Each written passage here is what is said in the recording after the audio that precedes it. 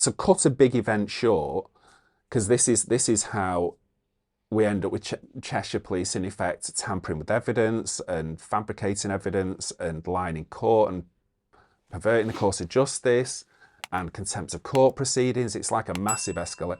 They literally can't back down on anything.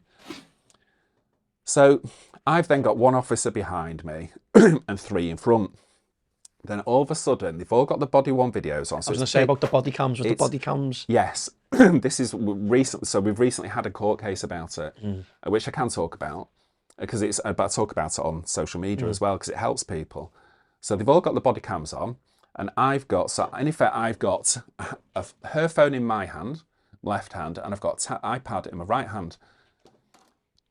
I don't know how I did it, but for some reason I've managed to flick it on video by pressing something. On the iPad, so yeah, so it records a lot. It records all of this. And then all of a sudden I see a green dot, what in effect, it's like a green glowworm flashing past my head. It's only after the event you think that was a body cam. So as the body cam flies past my head, literally like somewhere here, the scouse little aggressive police officer, yeah, punches me in the back of the head. So my head goes down because as he punches me in the back of the head, but the police car door is open, and as my hand goes through the windscreen pillar of the police car, the officer slams it on my forearm, rupturing my whole. So my arm is, it's not my fingers trapped in the door. your forearm. My forearm, and the door's shut. So, and then another officer pulls my right arm out. So I'm that sort of across the car. The female officer uses Parva spray from here, and it's got to be a metre Sprays you with away. it? Sprays me right in the face. So, and then the officer that's got me trapped in the door, they then release the door and then pull me into the road. And it's quite a sustained attack. And I've described it to everybody. If you watch the Manchester Airport one with the 2 Asian lads, and you watch the police, imagine that the Asian lads don't retaliate and the police just do what you saw them do. That's what happened to me. I'm just on the floor.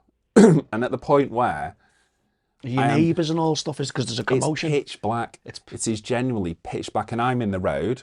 My daughter's screaming and going. Yeah, the police have put my daughter in the back of the police car. You can hear her screaming on my recording because mine's still recording.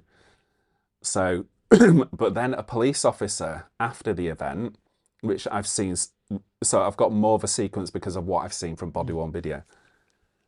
The police then smashed the iPad to pieces. It looks like it's been run over by a truck, obliterated. And they think whatever was recording is gone. But it hasn't. It hasn't just get gone the screen away. repaired and whatever it is. It hadn't gone away. And So did it have it all? Did it have it everything? Oh, it had it all. It's on YouTube. So what happened was I then took the iPad to Apple, and they went, no problem. They can do like a transfer of data. It doesn't even. It can be obliterated. They can just go. Bloop. They do some sort of witchcraft. And I'll transfer it to whatever. And they went, there you go. Everything's on your new iPad for you. So then so then what happened was. Did the clip, when you put the clip up, did it go? It's hidden. It's on YouTube. Yeah. It's on a private link. So it stayed there so I then reported it as an assault. And then what happened after that was all the 4 police officers, 7 in total, it all unravels. This is sort of all unravels.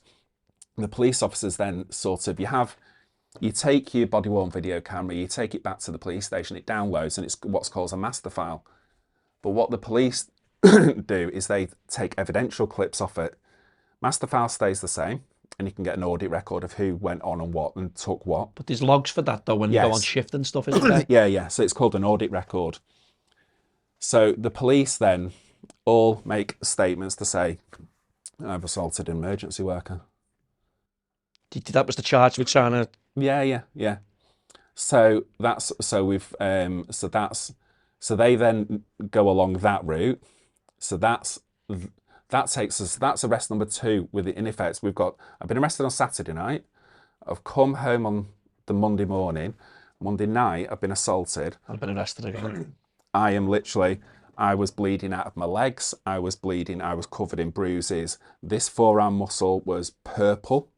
I was covered front, back, everywhere with bruises. So when I went into the police station, the nurse just said, "I need you to lift your arm so I can check your movement." And I couldn't. I remember not being able to move one arm. And she just said, "I need to strip you off." I said, "I can't get my clothes off." And she stripped me off and she went, "Oh my God." And then, so that was about 3 o'clock in the morning. Then a detective called me while I was in the police cell and just said, "I believe you've been assaulted." So that investigation is that's a sort of ongoing thing at the moment. The Northants police is ongoing. So then we get to 2022.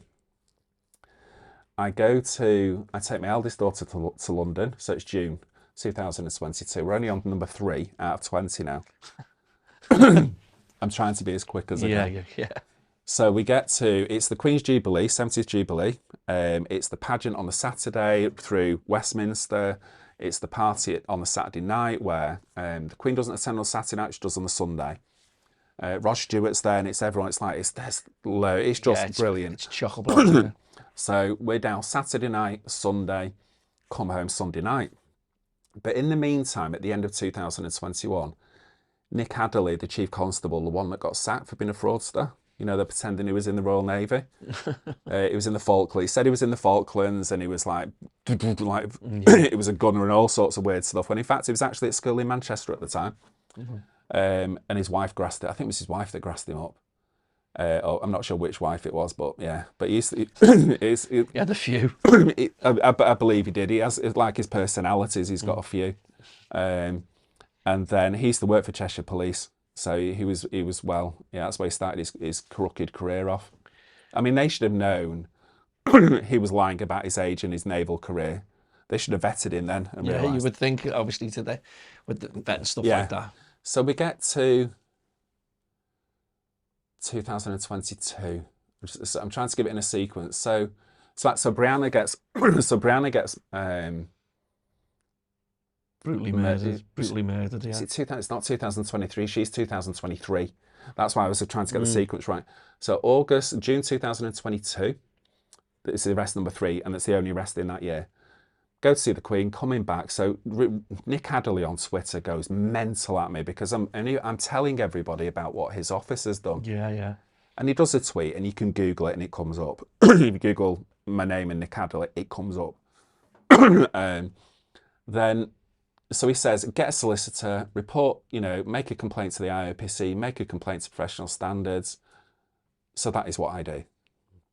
So that's the end of 2021. 2022 comes, and I've made the complaint. We're driving up the M1 through Northamptonshire, and then my daughter says, can we stop for food? And I'm going, yeah. And I said, well, we're going to go up to East Midlands Airport and cut across and go through to Stoke, and we'll get a decent meal. And she's gone, oh, I don't care, just let's stop at Burger King or something. She's not really into that type of stuff. She prefers to eat sort of not Burger King stuff.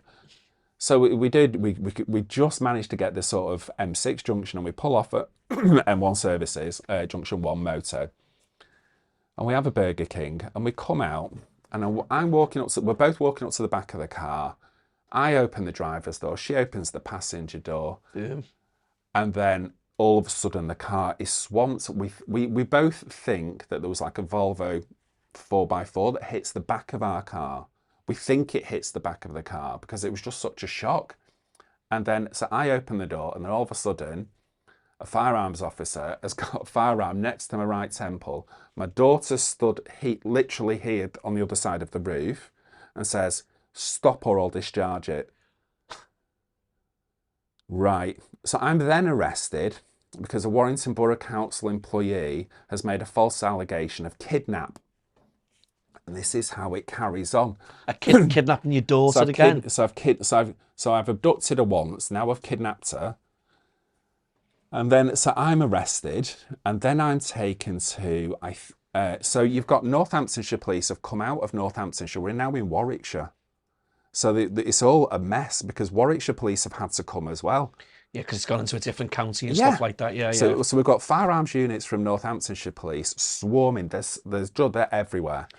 It must be scary for your daughter and for yourself, Well, obviously. she's 17, so she's 17 at that point, and then I'm arrested for, it was abduction that time. So yeah, so then I'm taken. I think I went to Nuneaton Police Station, I think, and then Cheshire Police come and get me at about 2 o'clock in the morning. To take you back to... Yeah, because no, they don't want anything to do with me. They're like, there's something not right here. So it's, it's a Cheshire Police that have ordered this. That's for them to pick you up. Yeah, yeah. So it's gone through Warrington. It's gone from Warrington Council to Cheshire Police to Northamptonshire Police. Yeah. And so the idea was when we were going to come through Northamptonshire, they were going to get us. So really, Damian, so they're all over you, mate. They're just... So I get back to Cheshire Police, to Runcorn Police Station, and the two female detectives, the first thing they say is, we know you've not abducted your own daughter.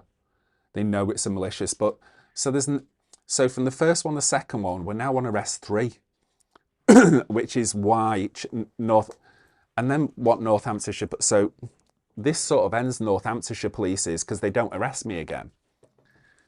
So what they do is, I then, once the IOPC then have ordered Northampton Police to investigate my complaint once, then twice. They've instructed Cheshire Police to investigate my complaint 3 times. They've told Warwickshire Police to investigate. No one's investigating. No one's doing what they're told to do. So then, so then what they do is they try and bury the investigation, the firearms incident. So I report the, I think she's Sarah Louise Parrott, I think her name is, Chief Inspector for Northampton Police, buries in effect the professional standards investigation into the firearms incident. So then I then get maliciously prosecuted by Northamptonshire Police because in effect they don't have to investigate them while it's a criminal investigation. So they say I've then assaulted, they go back to arrest 1 and say I assaulted the police officer. When you hadn't, obviously. When I hadn't, but then what they don't do is they don't disclose anything, as in the taped interview that shows that I didn't. So I then have to go to Northamptonshire Crown Court to answer, I'm being prosecuted for an assault on emergency worker. So we go backwards and forwards to Northampton. Then it gets transferred to Liverpool Crown Court. So this happened, we're talking August 2021, and it took till September 2024 for the prosecution to be dealt with, to drop the case because they realised that it was a lie. They had nothing. Yeah. Which then means that because I've been maliciously prosecuted and statements have been made to the court which are false, you're perverting the course of justice, which is contempt of court. So in effect, I was being maliciously prosecuted, but now they're the defendants. And from there, though, where did you go from there? Were they accountable for that? Have there been any charges brought against them, please? That's so. In the last couple of weeks, contempt of court proceedings have been issued against the Northamptonshire Police. Was that the things that you'd sent me on the? They've got professional standards investigation as well now. And if they don't, what they're trying to do is they're trying to change the narrative of my complaint. They don't want to investigate my complaint. What they will investigate is what they want to investigate, which is not my complaint. So, so if they don't comply with my complaint, they can either transfer it to the IOPC, which they're defendants, so they're also defendants in a case. I'm the applicant, they're the defendants. And then, or it can go for judicial review, because what they're trying to change is the narrative. And I've already done one judicial review against Cheshire Police and the IOPC, which is at the High Court in London at the moment. So it's like, I'll do it. I will do what I'm telling you. Strain it must have on your life though, Damian, and your children. Thanks for watching this clip. If you like what you see, click the link to watch the whole episode.